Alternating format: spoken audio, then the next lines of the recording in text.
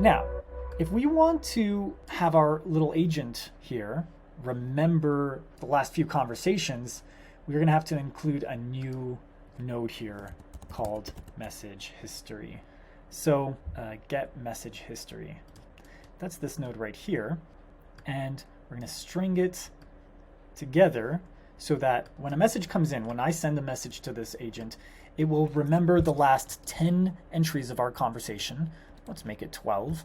And then it will take those messages and put it into part of the context of the LLM's call. So the LLM now, the AI model GPT-3.5 is going to remember those messages that just came in before. So it will have memory of the last few conversations or the last chunks of conversation we've had, as well as the system prompt for who it is and its skills and personality, as well as what I'm asking it in the message right here, which is, what color was I asking you about?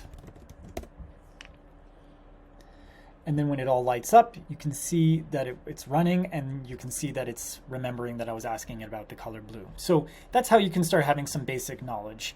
Because otherwise, if this node right here wasn't connected in the string, and it just went straight to the generate text, if I ask it the same thing, it will not have any awareness.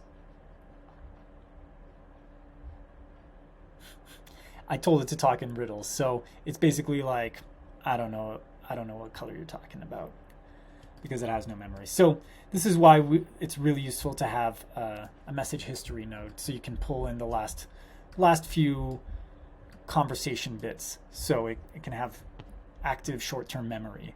Long-term memory is a different thing, and there's a whole knowledge panel over here that you can upload certain documents from, like PDFs and stuff, or URLs.